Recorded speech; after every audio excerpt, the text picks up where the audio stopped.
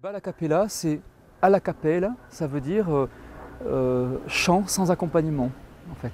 Voilà. Et donc tout ce spectacle, c'est un chant, mais avec simplement l'accompagnement de mes balles. Rien ne vient dans la main.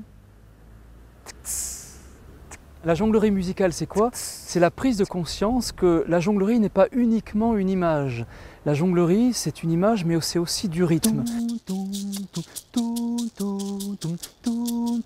À partir du moment où j'ai pris conscience que j'avais dans mes mains un instrument de musique, je me suis dit, maintenant reste à trouver la mélodie.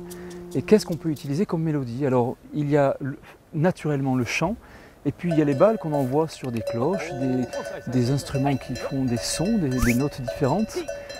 Et du coup, on peut non seulement composer et être auteur d'images, mais aussi on peut travailler sur le son et avoir une composition sonore.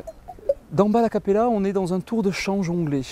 C'est-à-dire qu'avec cet instrument de musique, comment je vais travailler l'image pour que l'image soit équilibrée par rapport au son. Quand le jazz est là, la java s'en va.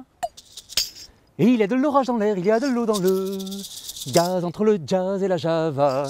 Chaque jour un peu plus, il y a le jazz qui s'installe. Et dans le spectacle, je travaille sur ces deux points-là en fait. De temps en temps, c'est très sonore, de temps en temps, c'est extrêmement visuel, où il n'y a pas de son, il n'y a que du geste en fait.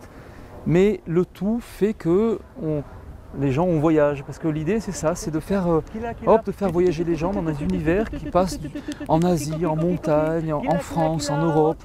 On voyage juste avec ces balles.